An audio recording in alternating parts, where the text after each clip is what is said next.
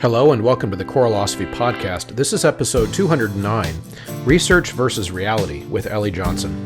I find that too often as practicing teachers, we either ignore new research altogether, or we read the boilerplate summary, take it as gospel, and move on without examining it critically. And oftentimes, the difference comes in based on what we are already doing in the classroom. So Ellie Johnson helps us try to thread that needle. Ellie is a PhD music education candidate and researcher and the host of the Merfy Pod. She loves to dive in to the research and summarize it so that we don't have to. She is also now a monthly contributor in the Choralosophy Community blog space, where she curates short summaries and links to important new research that you should know about. In this episode, we pick apart two studies. The first one is called Assessment Practices and Beliefs of Secondary Choral Teachers by Ben Kambs, which focuses on the questionable practice of music educators grading students on attendance, participation, and attitude, as well as a study called Serious Musicking, Choral Pedagogy in Low-Threshold Choirs by Jansson, Døving, and Haugland Balsnes from Norway, that features the ideas found embedded in critical choral pedagogy and other frameworks which, quote, alleviate the notion of leader as more knowledgeable than the followers, and aim to disrupt the hierarchical structures of typical choir programs via reexamining auditions, self-selection, and even fundamental pedagogical practices like assigning at-home practice and addressing singers individually for instruction. So this one, friends, is meaty, but also incredibly entertaining. So stick around all the way to the end. You will learn, and you will giggle, and you will also think. So tune in, have your thinking stimulated and challenged, and then weigh in yourself with your related ideas and experiences on Facebook in the Choralosophers group or over on choralosophy.substack.com.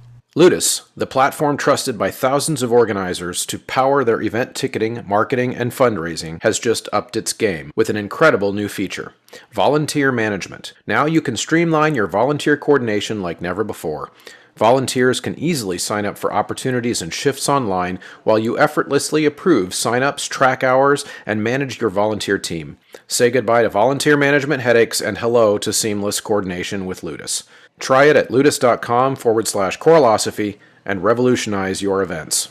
Are you a director new to the profession? Or are you a seasoned director who is in a new place? One of my favorite tips for generating interest in the program and to instill buy-in is to plan a trip. There are so many options. You can go to Orlando, you can go to Ireland, or you can perform in a parade or a theme park. You can even take the stage at Carnegie Hall in New York. Wherever you end up, not only will your current crew look forward to the trip, but younger students will count the days until it's their turn to go. If you have no idea where to start, connect with Kaleidoscope Adventures at mykatrip.com. The content on the Choralosophy podcast is free. One of the ways that I make that happen is by asking for your help. If you can support the show on Patreon or on Substack, I appreciate it, and it really does make this whole thing work.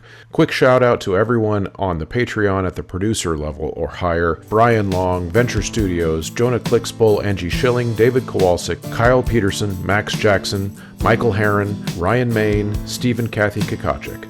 All right, everybody, I am here with Ellie Johnson, and I am super excited about this conversation because Ellie Johnson is the host of the Merfy Pod, and I'll let her tell you a little bit about that, but we're going to be talking about two fairly recent studies that have been published in the area of choral music education, and so I'm not going to spoil too much about that, but first I'll just say welcome, Ellie. Yay! Thank you so much for having me. You know that I like talking about research, so it's a joy to come on and talk about nerdy choir stuff with you. Yep, and I'm also super pumped to have you publishing some of your stuff on the Choralosophy Community, which is my blog. We did one already this summer, and I think we'll do another one soon, and that allows the readers to the Choralosophy Community to get an update on some of these more recent bits of research. It's kind of like you tell folks on your podcast, everybody's busy and nobody wants to read all the research, so you are doing that service for them. Why don't you tell us a little bit about that project and where that came from? So, I'm headed into my third and final year as a PhD student at University of Nebraska-Lincoln with a music education focus, and so you end up reading a lot of research as a PhD candidate anyway, which makes sense. You're preparing to be a researcher yourself or engaged in research. And I remember having this experience in both undergrad and master's where, I enjoyed reading the research, I enjoyed engaging with it, but I completely empathized with my classmates and colleagues who thought it was a chore, thought it was cumbersome. You have to work your way through 20 pages of detail to maybe glean 5 or 6 things that you feel you can really apply to your classroom. So I could see the path that happens when you head into doctoral work and the goal is to present and publish and make things perhaps a little bit more palatable. But I continued to see in my work as a PhD student that there's still a gap there in terms of here's this research studying music teachers, studying music students. So it's about them, but it's not necessarily making its way to them quite as successfully. Or if it does, it's really slowly in terms of changing maybe what we do in pre-service teacher programs or changing what comes out in textbooks and literature and things like that. And so I was reading this stuff anyway, and I had a mentor kind of just loosely float the idea of, I'd really love to do a podcast someday. And I was like, it was Bob Woody, actually. I've talked about him on the show before. And he just sort of floated that to me. And I said, well, Bob, I don't think it would be, too out of the realm of possibility to do something like that relatively quickly if we could just access equipment. And it sort of grew into, well, I'm going to go try this and I'm going to see what happens. And the response has been overwhelming. So I've just started by taking pieces I was already reading and trying to distill them down into, I try not to make anything longer than 20 minutes. Some of them have been closer to a half hour, but usually they're between 10 and 15, something you can listen to on the way to work. Get the quick version of it and move on. And that way, some of these pieces, anyone who's a NAFME member or an NMEA member or something like that with their state association would have access to these things, but that doesn't necessarily equate to access of time or, ability to distill and understand what's happening. So it's just trying to create one more little access point that people could run with. So. Yeah. Yeah, that's very cool. I've really enjoyed listening over the last bit. And the other thing that I think is really good, and one of the reasons that I reached out to you in the first place to try to collaborate and help spread the word about what you're doing, is because I feel like I really appreciate your willingness to communicate about important topics related to music education. Of course, obviously, that's a passion of mine as well. Mm-hmm. And one of the things that I've noticed in 5.5 years or so of being a music education advocate and communicator is that there are important things that I think that we should be talking about more and talking about publicly more. And part of those things, people do scratch the surface of them in research. But of course, one of my beefs with the research community in general, though, is oftentimes we don't do enough researchers talking to practitioners and having that bridge created, Yes. because for example, we're going to talk about 2 studies today that you chose, and I want you to tell us about those in a second. But the first thing I notice is we've got a study that looks at a very tiny little segment of the choral community and then makes conclusions about that, and Yep. that's great. But then let's put that into how do these ideas impact real living human children in a broader context? And you actually need the expertise of people who are teaching to do that. You can't find that in a survey. You can't study that. You have to say, okay, here are the things that I pull out of this study. How does that track in an actual classroom? And I think that's sometimes the space I live in on Choralosophy is trying to have that conversation with people. So why don't you start out by telling us about the 2 studies we're going to pick through today and why you chose them? So just a quick overview. I picked 2 that I thought had a couple parallels in terms of they're both, online surveys, send them out to some choral teachers in a specific area and see what happens. But they're different in just about every other way, in that one is a Norway-based study that's titled Serious Musicking, Choral Pedagogy in Low Threshold Choirs, and that's from the Journal of Music Education Research. And then the other was, I want to be sure to get the title right, Assessment Practices and Beliefs of Secondary Choir Teachers from Update. And that was Indiana. So the reason that I sort of picked these two is I thought they spoke to some of the things that you talk about on the show in terms of let's get into the nitty-gritty of some of these philosophical ideas and how they actually translate into practice, which I think I'm really excited to talk about that part with you on both. Want to get into the details and then talk as we go? Is it okay if we start with the assessment one?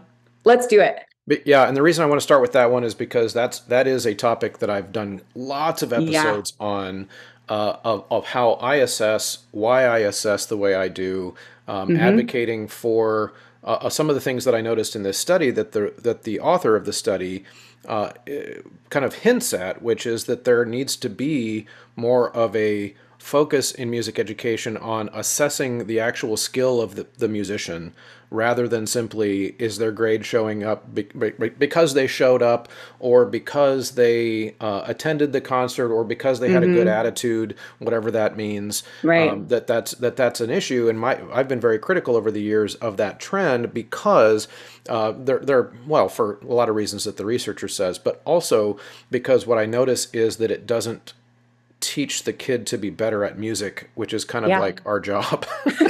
You don't say. Yeah. So what were the things that you noticed about it, and why did you pick it? Well, first let's tell the people what it was, because we both read it, but people listening didn't. So this was the assessment practices and beliefs of secondary choir teachers. So this was, I think it's Ben Kambs is how you say the name, 2024 publishing.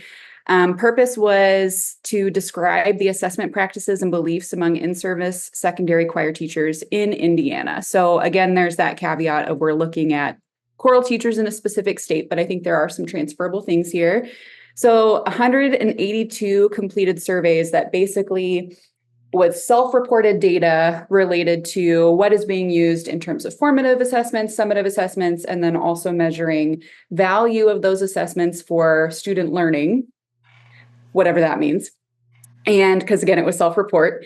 And then the importance of assessments to student grades, which I thought was an interesting thing for the researcher to choose to do, because it allowed them to see if those two items aligned or didn't align in some way, shape, or form. So in terms of what they found, and I knew this was going to be disappointing to you as it was disappointing to me, but perhaps not surprising, that in terms of both formative and summative assessments, overwhelmingly, the results showed that choral directors were selecting for student participation or attitude, student attendance, concert attendance, and written quizzes and tests. And that's kind of combining formative and summative assessments in that data to sort of give you the quick version of it. But it's a pretty steep drop off. We're looking at the results for formative assessments.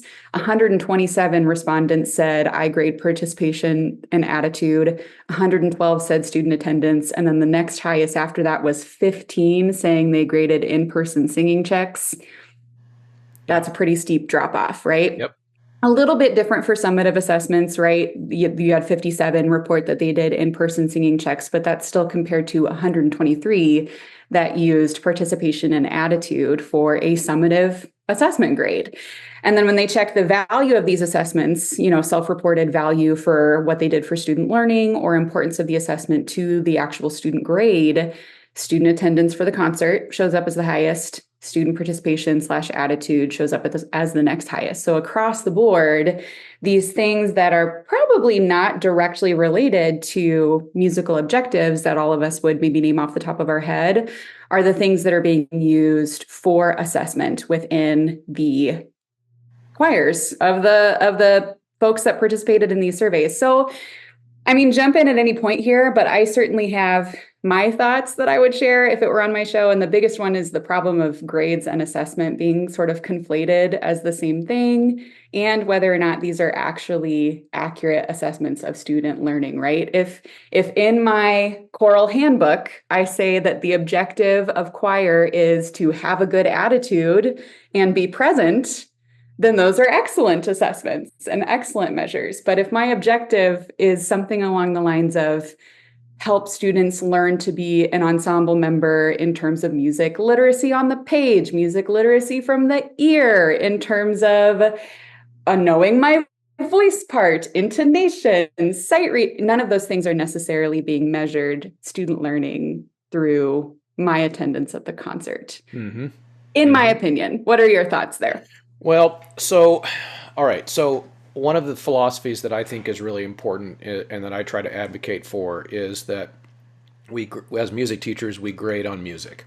Yeah. We grade on music. That being said, I acknowledge some of the problems that occur when when we say something so simple as that and make it sound obvious, because of course in music I would argue more than our math colleagues and our English colleagues that teach in our buildings or whatever it is, kids come to our music classes with much wider prior background knowledge gaps than for example, if they're taking the ninth grade math class in their school district, we pretty much know that they passed the eighth grade version.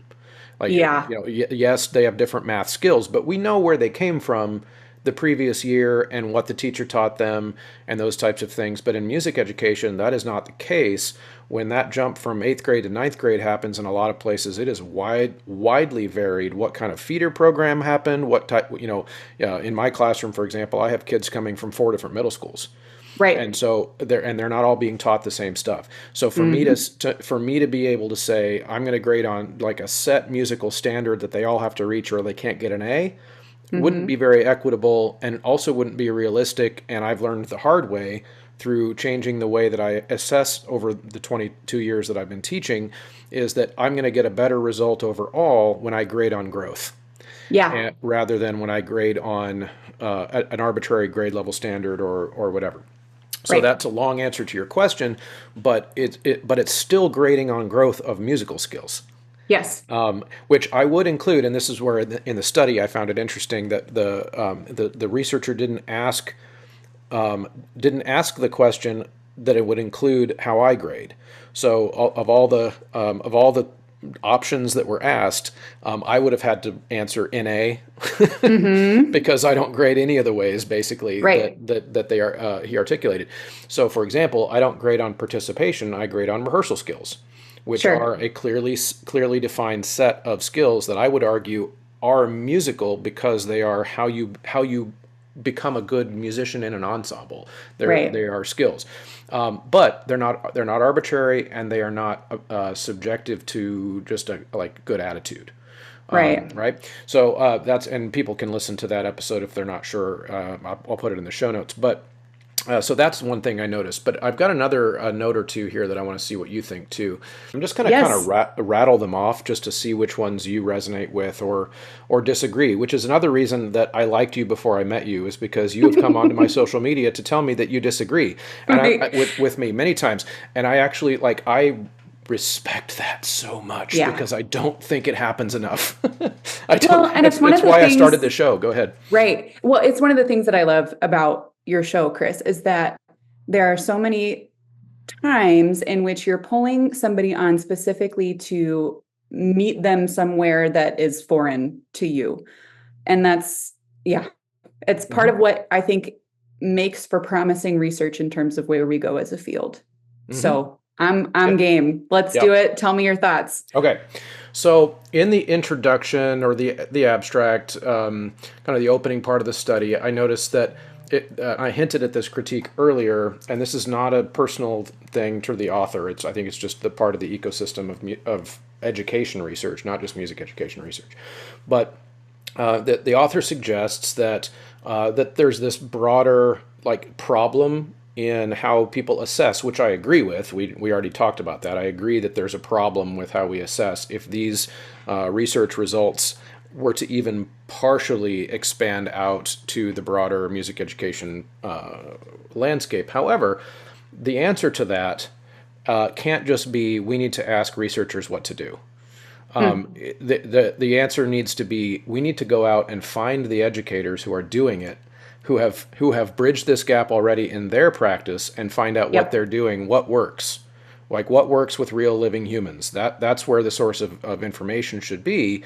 And actually, I don't see enough researchers doing studies on teachers who are doing it outside of the laboratory, so to speak, that actually works according to of whatever criteria the researcher decides. I wish that we would ask that question more, and then of course, So, yeah, go ahead. oh, I think that that is one particular maybe misnomer about research is there is this expectation that in order to do to legitimize a study in a field that is kind of stubborn, sometimes you have to first demonstrate that there's a problem, right? So there are many, many teachers out there who would read a survey on what to do that is quote unquote best practice in terms of what works for assessment and what functions for assessment, and would take a lot from it and move on. And there are some teachers that I think would maybe see a title or an abstract related to that and go, I already have a system that works. I'm going to keep doing what I'm doing, and it functions well for me. And a study like this can kind of help us out in terms of changing the minds of folks who really believe that grading on quote unquote attitude or grading on attendance is really best practice. Do you know what I mean? Yes. You would be maybe not surprised, but I think it would be interesting for you to see how many pre-service teachers you engage with in the undergraduate space who really believe that the best way forward to ensure buy-in from students is going to be to grade harshly on participation or grade harshly on attendance. And they usually have some sort of pre-existing belief about that, either because their own conductor had a really harsh expectation for attendance, preparation, whatever, based on grades, right? Or because their conductor didn't have that and they felt that they should, right? And then there's this magical middle group of people that, in my experience, have been rather small, that had a conductor that still held them to high standards in terms of participation and attendance, but they did it in different ways than grading, right? And those ones are the students that I would argue would be ready for the study that says, here's how we're going to look at assessment. And these other two camps of people really benefit from a study that says, we're doing a lot of this, and we should be doing something different because our philosophies say this, if that makes sense. So I agree that we need the studies. We need the studies that say, let's go find what's working and let's compare them, let's document them, and let's share them out. But I also think that we need these studies that say, this is a real problem. This is really happening and it's worthy of examination. So I could see this being the first study that Kambs does. And then maybe his next study that he does is going and seeing the folks that are doing a different assessment tactic and doing something different. Or perhaps a practitioner article comes out of it, where using this study as a jumping off point, there's now a practitioner article that says, here are ways choir directors are assessing. So I completely agree that we need that one, but I don't think that we don't need this study simply because we need that other one. Yes. Now, to be clear, my criticism wasn't that we don't need this kind of study. Okay. My criticism was that the answer to the problem isn't found in this study. No. I don't think it's the purpose of it. I think the purpose of the study was to show what's happening. Sure. But in that introduction, there is a comment about how one of the ways that we solve this problem is by looking to researchers. And my criticism is that I don't think that's the right way to think about it. So part of it is to think about the way a researcher's role in the ecosystem, the broader ecosystem, is simply different than the role of a practicing teacher. And so I'm going to kind of echo this throughout probably, is that we need both of those things. Yes, we do. We need both of those things, but they serve different roles. And sometimes when I'm critical of researchers, it's because I feel like their head is in research so much that they don't see the importance of just going out and documenting what works. So there can be a divide there. Yes, I want to clarify. So, but I wonder if it would still be looking to the research if then the next study was showing all of these ways that in practice teachers are doing things that work, right? So in a sense, yes. In a sense, yeah. All right, what you got next for me? Discover the world's largest selection of sheet music and an incredible catalog at sheetmusicplus.com. All summer long, they are running a back-to-school sale, 10% off of nearly everything that you might need for your class. And there are discounts year-round, so 5% off of any title when you buy 2 or more copies, and everyday band and orchestra and choir materials. You can set up your school with a school account, which are free, and then they get free shipping on larger orders. It's a really great place to have in your rotation, your go-to spots to find the music that you need for your classroom. So, and this is probably going to be obvious to you, but this is more for the general listener, is just to point out that social science in general, which I consider education of any kind to be a social science, is the methodology is oftentimes super limited. So in this case, not useless, just limited. So, a survey, I can't remember if I don't have it right here in front of me, but, send out 500 requests for a survey. You get 182 teachers in Indiana. We now know what that 182 teachers in Indiana thought on that one particular day when they responded to the survey. Yes. You send the same survey again 2 weeks later and you get a completely different result.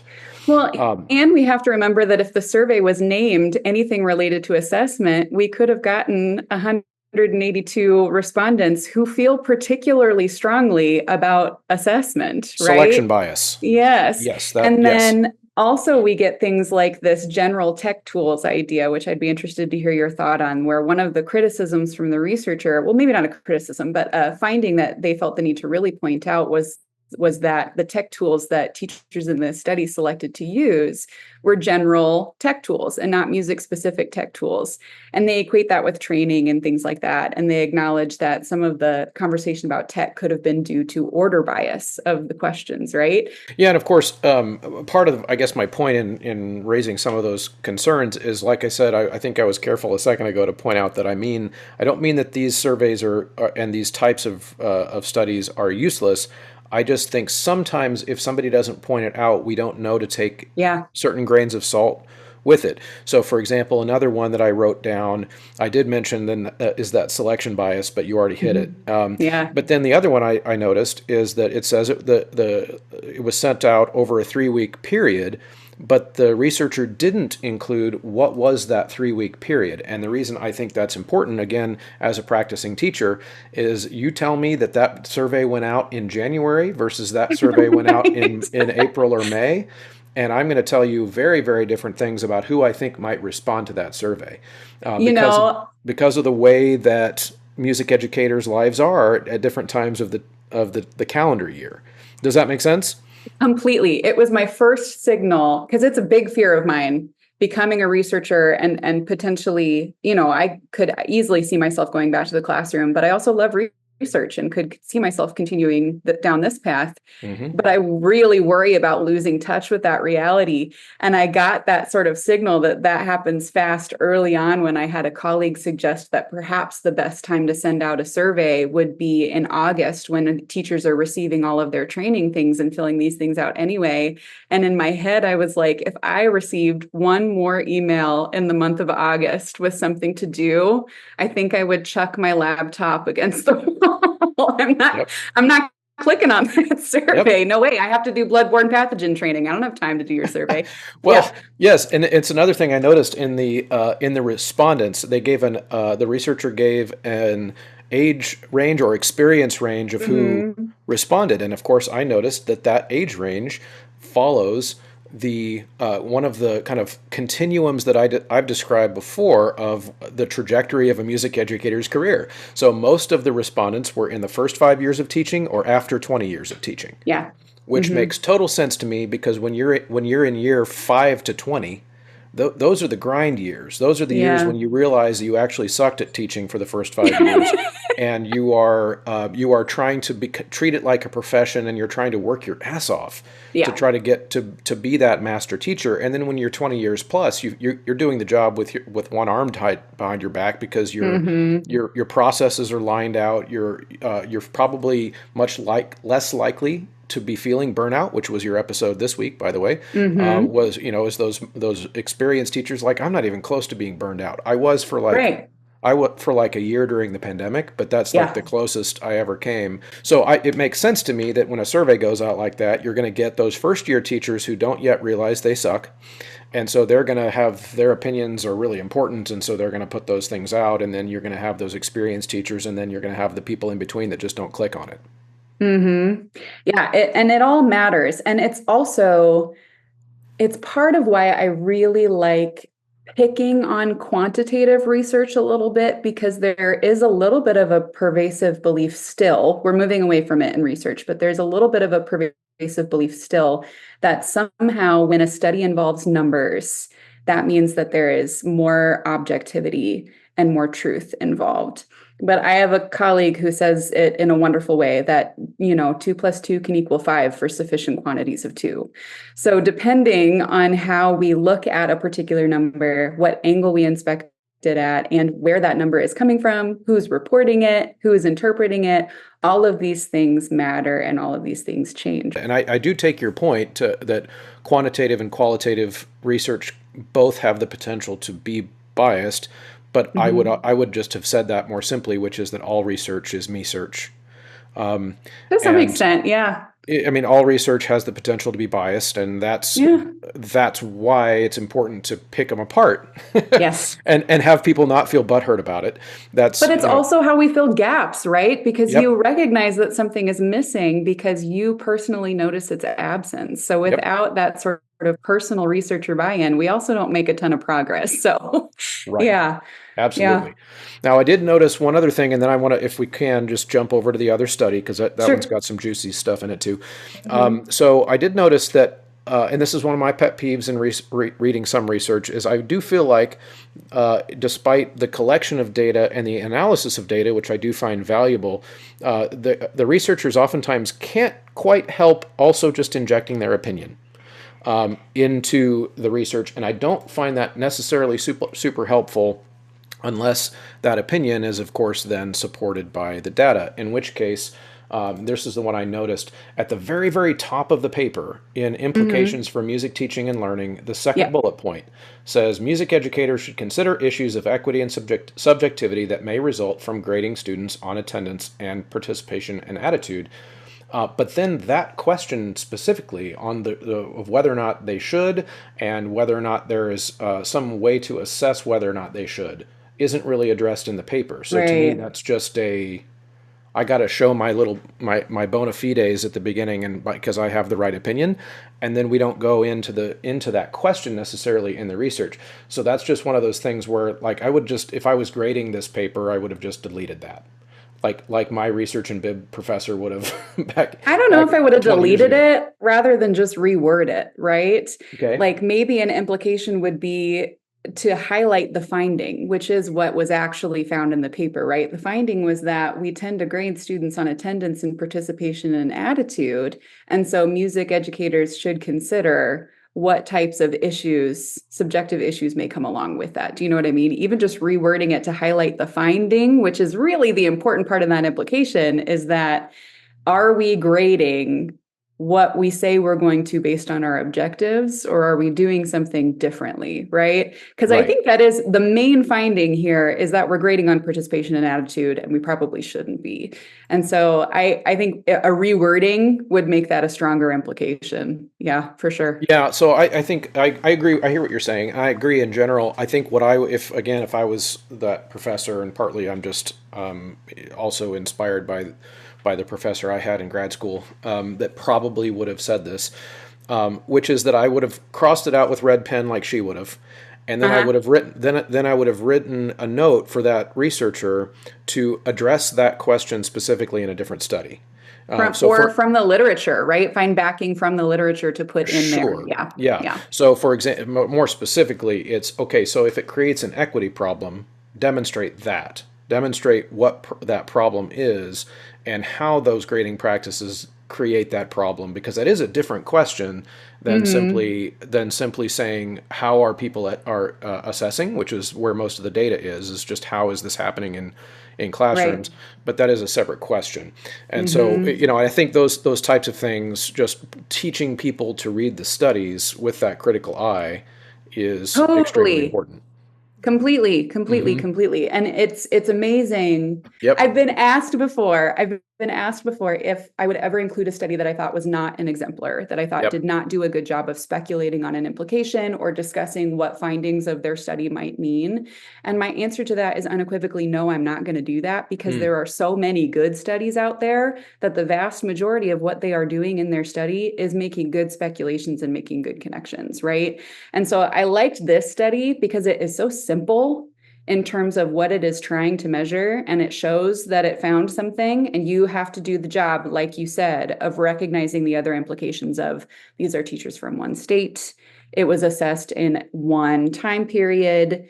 The researcher gets to decide what goes on the survey, but also, isn't it valuable to know that of all of these possible variables and options for assessment across the board, the most salient ones that rose to the top were these things. Man, that's interesting to consider, and I can do something with that information. Don't forget, it pays to listen to this show if you are a music educator. The list of discounts and benefits for listeners just keeps growing, so your checklist for back to school means getting your sheet music at graphitepublishing.com or endeavormusicpublishing.com, sight reading materials from sightreadingfactory.com along with your student memberships every time you renew, choir folders and other classroom materials from mymusicfolders.com, and now, most recently, your subplans, your ready-made activities and assessments related to music theory can be generated for you with your 3minutetheory.com membership. All of these great vendors accept the Choralosophy discount code. When you check out, you're going to get money saved for your program that helps you take your school year farther. So make sure you hit all of those websites, and it supports this show. Okay, all right, so let's talk about this next one, because I think this was really, really interesting. Tell us about this second study, the serious musicking study. I have sort of had this one show up just before we were talking about what we were going to do with this collaboration, and I was planning on doing it for Merfy anyway, and I decided this is going to be a pretty good one to talk with Chris about. So this is Serious Musicking Choral Pedagogy in Low Threshold Choirs from Music Education Research. And this kind of is an example of what you were talking about maybe wanting before in terms of research examining what is somebody actually doing and how is it working kind of idea, right? This study kind of does that. So purpose was, quote, the present study investigates the choral pedagogic approach of ECS, or the Everyone Can Sing Choir Norway, to what extent the blended approach is in fact realized as experienced by the participants, comparing it with elite singers and experienced amateurs. So just a couple definitions to talk about what that means. In Norway, apparently there's this Everyone Can Sing program that uses this blended choral approach, which basically is the intent is to have an inclusive choir that, quote, uses a combination of teaching everyone a healthy vocal technique and letting novice choristers approach the music with the same attitude and ideals as in advanced choirs, unquote, which is what really snagged my attention on that, because I feel like that could also be co-opted as the mission of so many K-12 early choirs, right? That could just as easily be the mission of like a freshman choir or a non-audition choir in a K-12 setting, right? That was one of my notes. Yeah. And then, quote, it was created to make amends for excluding practices that the conductor had observed in the public school system. He was puzzled by how singing was the only subject matter where pupils were expected to master it before they even were allowed to learn. So before we get into what the study did, I really want to hear your thoughts on that, because man, as a 7th and 8th grade non-audition choir teacher, I can't tell you how many students I had to walk into my room because they were just assigned to be in choir. And they had been told at some point, you are not a singer, you can't sing, most cases by someone that they loved and trusted. And so they had this expectation walking into the door that they did not have the subject matter mastered, they were not a singer, and therefore they were not going to be successful. And I would really have to work to spin that on its head and say, when you walk into math class today, are they expecting that you have everything in that textbook mastered? Yeah. Yep. Yeah. Okay. You got to have that experience too, right? Yes. Yeah, absolutely. And especially as I would say, I probably catch the downstream effects of that the most working with church choirs. Oh, really? Adult singers. Older singers with horror stories from but even then that's a selection bias, because I'm talking to the people who overcame those horror stories and are still singing to show up. Yes. Yeah. In fact, spoiler for the audience, I'm actually this summer I'm working on a segment that I'm going to do on the show where I ask music teachers a bunch of questions about their earliest memories of music class. But then I go out man on the street style, like a lot of those internet videos, and I ask random people on the street what are your earliest memories? Because I think what we're going to see is the person who survived that and became a music teacher had a very different experience Yes. than the ones who didn't. And so I don't know what that's going to look like, but I'm doing that And this then summer. what you'll do is you'll encapsulate it into a methodology and you'll get some approval and you'll go write it up as a manuscript and submit it as a study, right? No, I will put it on. I will put it on the podcast because I am not a researcher. Proudly not a researcher, in the same way that you are. But but I am educated on how to read research, which Yeah, yeah. weirdly, most of which happened in my life during COVID by being taught by COVID doctors because I covered that on the show a lot. Yeah. And which is another reason I notice some of these social science versus the other sciences problems and methodology problems. Can we replicate the study, etc.? But that's a different podcast. Okay, Yes. let me read some of my notes about this study because this one kind of made me mad. Okay, so I agreed in general with its overarching theme of calling out that problem that Yeah. you just said. Like that all made sense. However, it kind of made me grumpy when I got to certain parts of it where it acted like the idea of the ECS or the Everyone Can Sing choir is new. Because Yeah. like you pointed out, that's just school choir.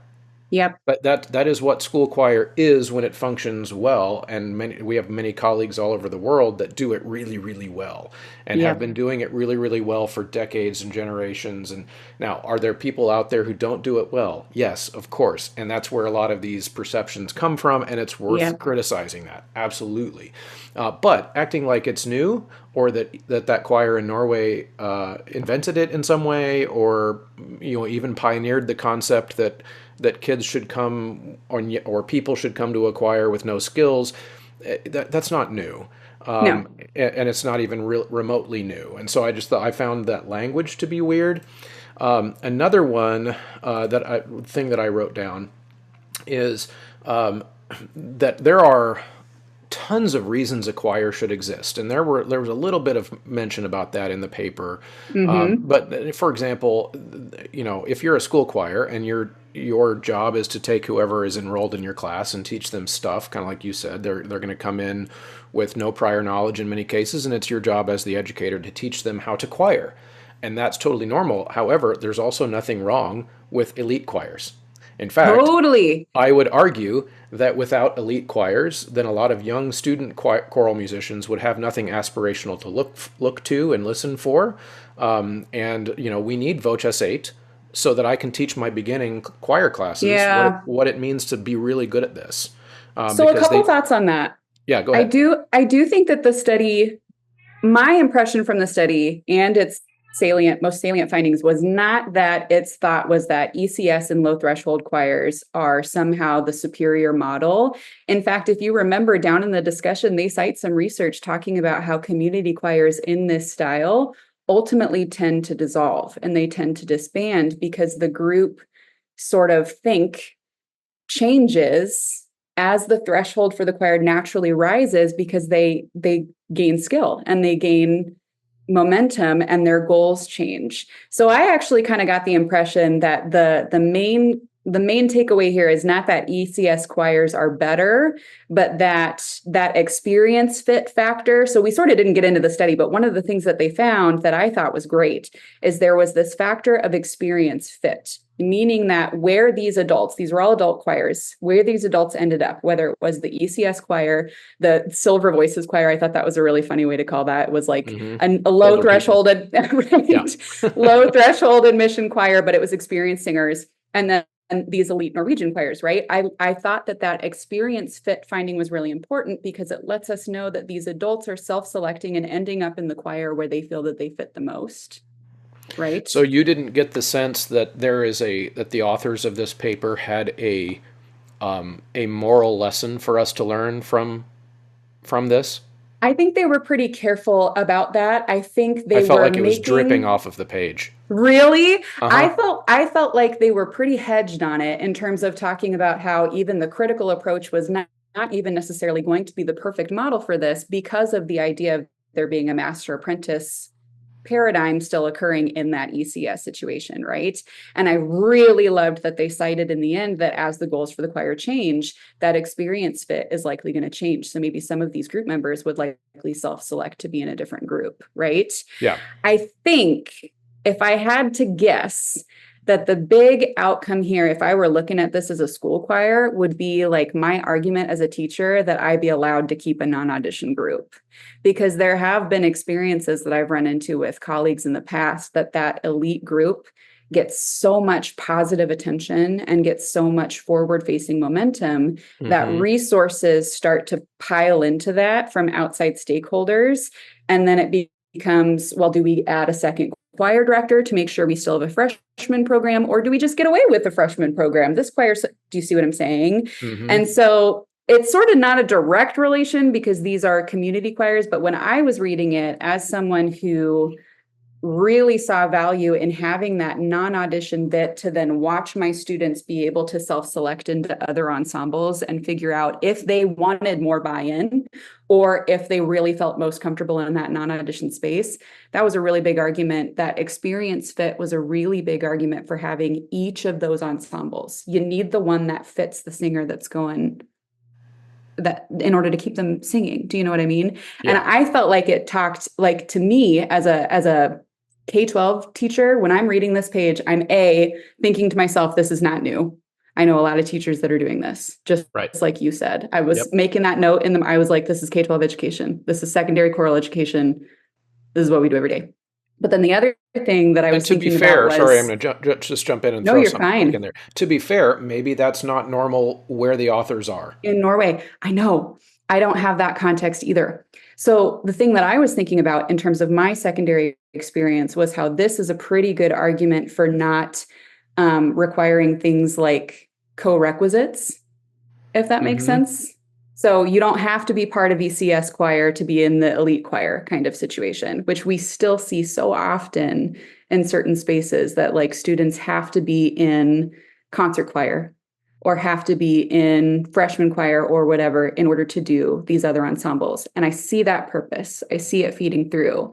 But I also think that this experience fit is a pretty compelling argument that if you have singers present, if recruiting is not an issue, you have singers present, then experience fit is going to matter. And that self-selecting and having a student find the place that's going to be most important. I feel like there's a tangential study there. We cannot say that that's what this study found because they weren't looking at student populations. But reading it as a music education researcher, I was like, oh, there is a study in there about some population where recruiting is not a problem. So what does it look like? How do students self-select into these ensembles? What does that experience fit look like when we have factors like allowed periphery, different expected self-learning levels, expectation fit, and the idea of music basics versus music depth? What does that look like? What does that look like in a school setting? That was my big question coming away from this, because I think it's happening and it's very examinable. To your point, I think you read through it and it's like, I know a school ensemble that does that. I know a school ensemble that does that. Let's go look. Yeah, you know? I mean, my school ensemble does a lot of the things that the paper, I would say the paper implied or explicitly stated are not desirable. Really? And so I would just disagree. For example, there's a whole list of like the ECS's pedagogical goals and why they do it.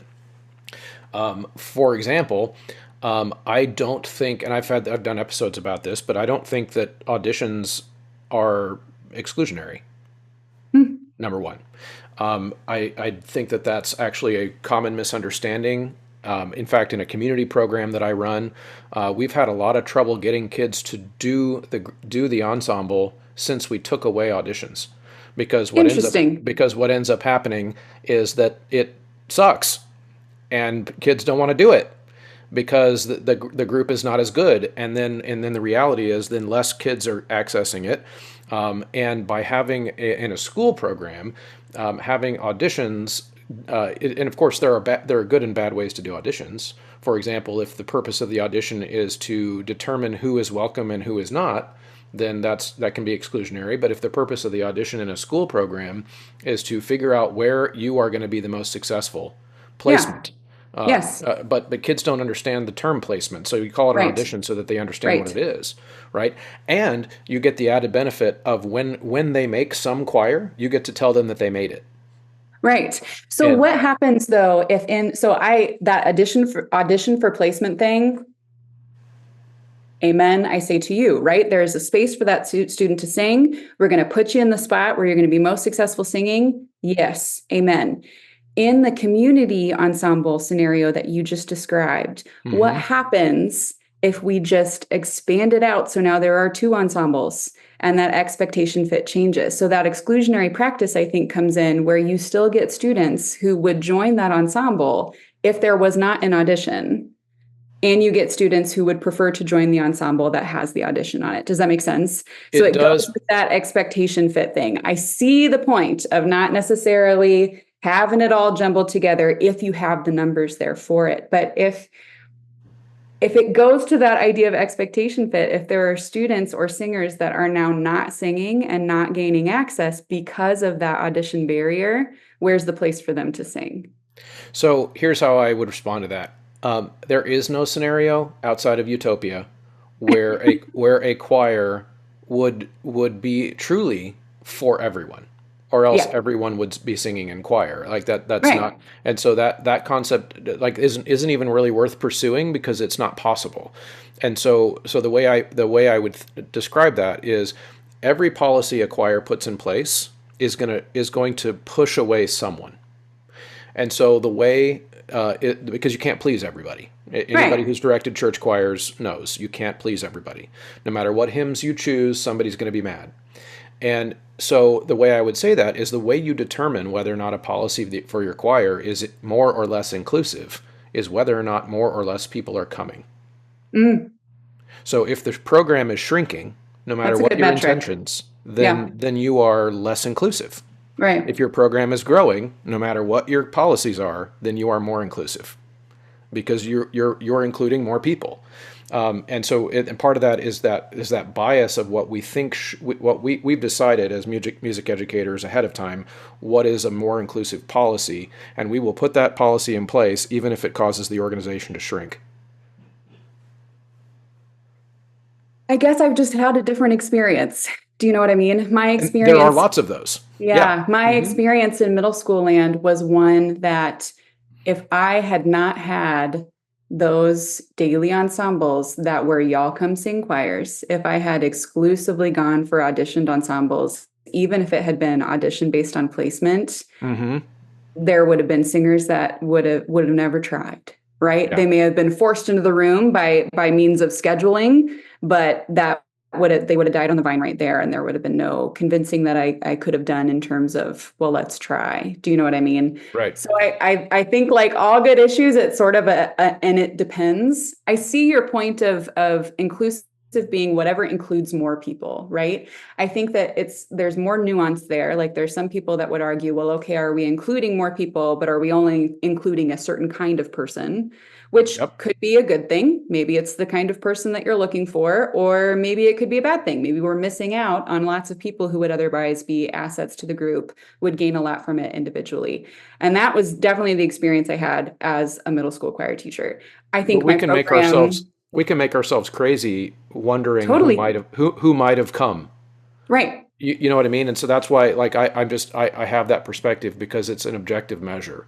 I can look at the success and the health of the program. So for example, if if you have a policy, you're right that because of the way the audition is communicated or the way that the audition or maybe that there is one at all, let's say there are 5 kids who see that and decide not to do it because of that. So you just excluded 5 kids. But then there's 15 kids that like the idea of putting themselves out there and they think that they can make it, and so then they signed up for the choir and they have this perception, whether it's right or wrong, that because it's an auditioned group it's more worthy of being in, which lots of kids have that perception. Yes. Lots of kids do. Mostly because it's learned, but yes. Yes, well, but it's also learned from listening to the choir. Yes. Like they hear it. They hear it and they see the success of the ensemble, and they want to be part of something that they perceive as high level. And so then I would say to that person, okay, we lost 5, but we gained 15. So what I'm saying, and I think what this study is saying too, is that if I've got room in my schedule, I can keep all 20. I can have an ensemble for the kids who don't want to audition, and I can have an ensemble for the kids who do. Yes. I can even have multiple ensembles for each, right? and that's the utopia, because and not, I know not it's everybody utopia, does. and I know not everybody does, but it was my lived experience. That was what my 7-8 position included. Yep. That is not reality everywhere. And I also had a principal who was a former band director. So you want to talk about utopia, that was kind of it, right? I had someone who understood what I was doing up in an administrative position. But I think there are spaces that are doing this. Yeah, now at my school, our program is structured so that all the choirs are auditioned, every single one of them. But also we make it pretty clear that we're really... You're not going to turn someone away. They all have a place. It's just a question of question of which place. And because we have, in many ways, we're utopia also, in that we have 6 choirs on campus, and they go from truly beginner to truly advanced college level stuff, all within one high school. And so even if you've never sung before and you're already a senior in high school, you can show up and find a place to sing that would make sense for you. But that being said, you could still make the same criticism even in my situation. Well, there might be somebody who reads that course book and they see that you've got to come sing for Mr. Muntz before you know what choir you're in, and they'll just say, no, I'm not going to go sing for some guy that I don't know. And they won't ever show up. And I could make myself crazy wondering how many kids are wandering around the hall that would have shown up if I put a course in there that was just, y'all come and sign up if you feel like it, kind of a thing. But then that doesn't serve the other students that are there. And it sounds like you've got a model that is working for you, though, Chris. You know what I mean? I don't actually see that as antithetical to what is happening in this study. Like, what if the reality in this study in Norway is that expectation fit wasn't so high? Maybe the finding, let's imagine a world where the finding was that the expectation fit was poor, was that most of these participants that had chosen to do ECS or Elite or the SV choir were not in an ensemble that fit their needs. Then something like your model that had that sort of process, that film to go through to help with that issue of expectation fit and getting them into the ensemble that meets their needs, that makes a lot of sense. That's probably going to help numbers. That's going to get more people singing. It's just not what happened in this particular study. Do you know what I mean? It kind of goes back to context. And again, I think part of that is because, again, we're and I made this note in my thing too, we're self-selecting for people who have, no matter what their experience with choir, decided to keep singing, because these are all voluntary community choirs to one extent or another, right? I think this data looks very different if the ECS is also comprised of people who perhaps were assigned to choir with no choice, like say in 7th grade, right?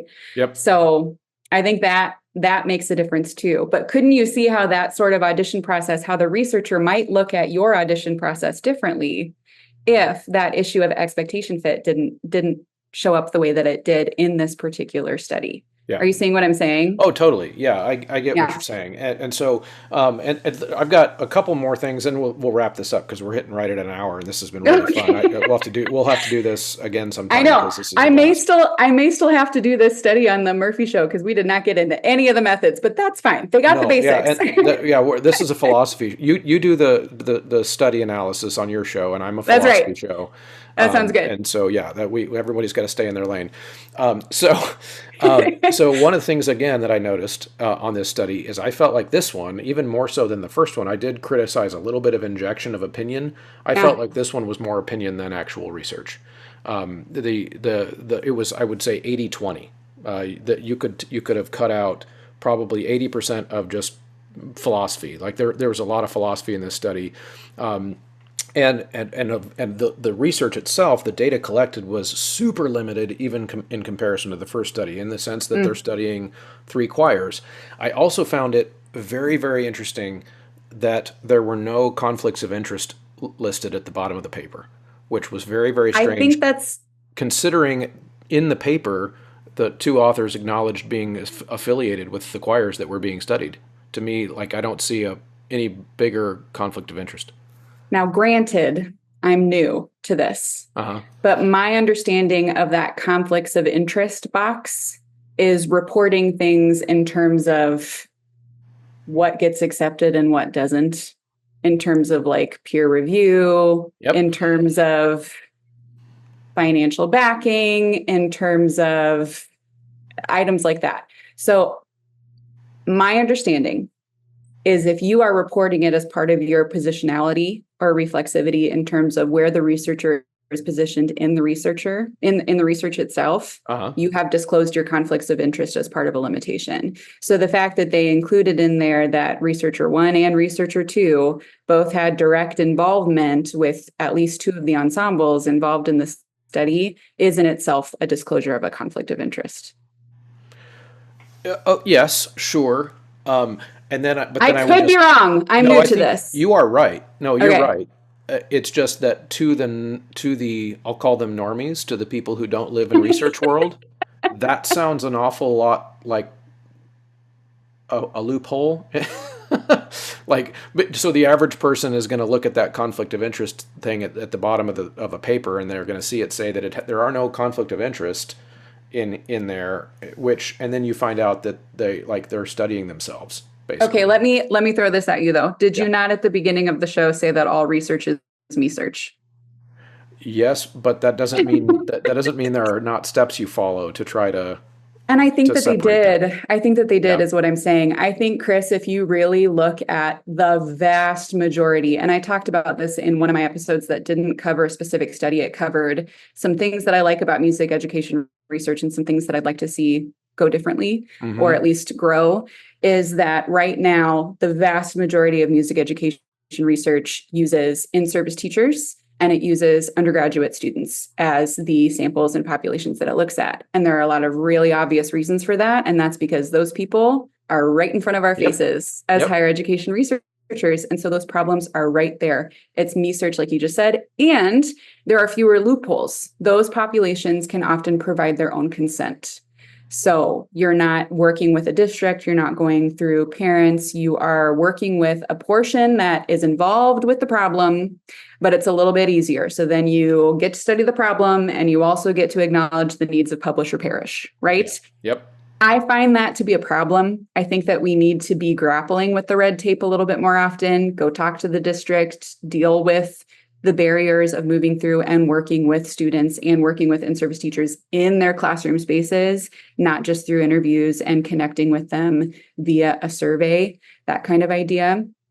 But to that point, because of that idea of a convenience sample, if you look through music ed research, we're all studying problems that we are directly involved in. It's either our own students or it's our own subject. And I don't think that that's necessarily a bad thing. I'd actually like to see more of it in terms of involvement with in-service teachers. I would love, I'm like coining this new phrase that I just like want to catch on. I would love this idea of like in-service teachers go borrow somebody else's PhD. If there is a problem that you are like, I would really love some help investigating this thing, find somebody who is willing to collaborate with you and go do it. Now, there's going to be some researchers who hear this and they send me emails and they curse my name because they don't want a bunch of unsolicited requests for what they should study next. But to your point, how powerful to have a collaboration that's action research based from what is happening with the population directly in front of an in-service music teacher with the aid of somebody who has the chops and the access to do empirical research, right? Even that study, because it's action research, there's some really high-level journals that would not publish it because of the issue that you're talking about in terms of it being too directly related to the researcher. So this idea of conflict of interest versus me search, it's not new to the study. I think if we're talking about it, that makes it worthy of including and just keeping that caveat in your mind that we've got a vested interest here in showing that ECS works because the researchers are involved and having that in your brain. But also we would lose out on a lot of really quality music ed research if we cut out all of the stuff that had direct researcher involvement or the problem was too directly tied to the researcher. Yeah. Does that make sense? It does. It does. I think we lose more than we gain. Personally. Yes. And again, I think I've said this a few times in our talk already, but all these criticisms that I'm throwing out there are not intended to make it so that we don't read the study and don't care what it says. Right. it's so that we're very careful with what conclusions we draw from it and whether or not Yes. we treat it like the science TM or whatever. Like Have you read Have go you ahead. read Damned Lies and Statistics? Is it like a book? Yeah, there's two, I I think. Read Damned Lies and Statistics. I think you'd like it. Yeah. Okay. Yeah. Now, the other thing, I'll say one more thing about that last study is in the study, the researchers pretty repeatedly used phrases like serious musicking is possible in these scenarios, these low threshold for entry types choir settings, and that it works.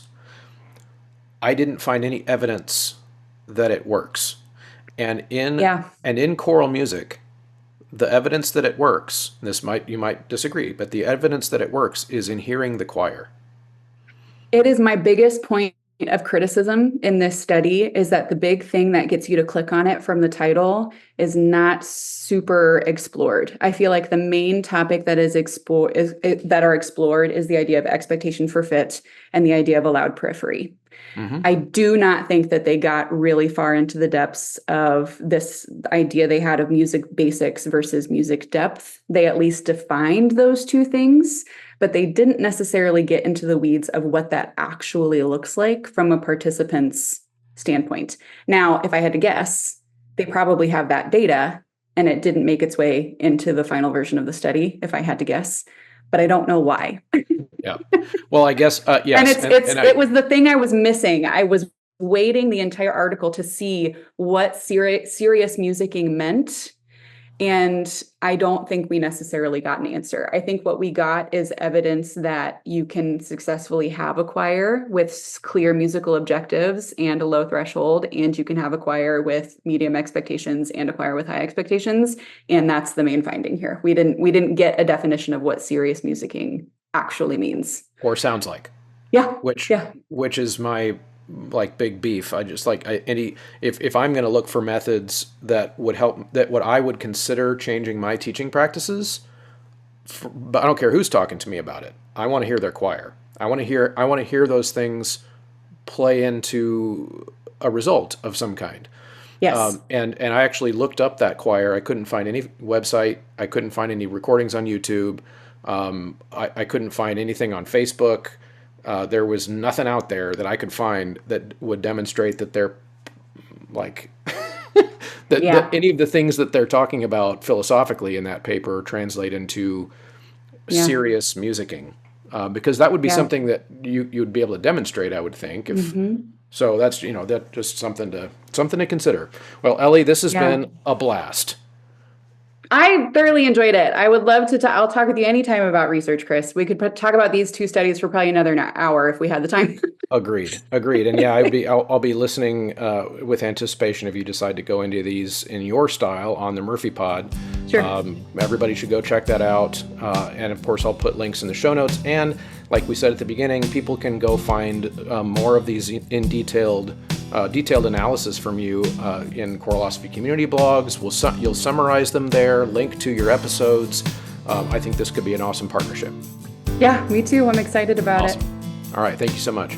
Thank you, as always, for sticking around to the end of an episode. If you are still listening, that means you're one of the people who are MVPs of the Choralosophy podcast, the people who stick around to the end. Of course, the ways to help are to use the Choralosophy promo code at sightreadingfactory.com, mymusicfolders.com, 3minutetheory.com, endeavormusicpublishing.com, graphitepublishing.com, and of course you can join the Patreon. Link is in the show notes. You can also subscribe at Substack and chip in a few dollars a month there. All of those things are great ways to help, and of course like, share, leave comments, be part of the conversation. That's what this is all about. See you guys next time.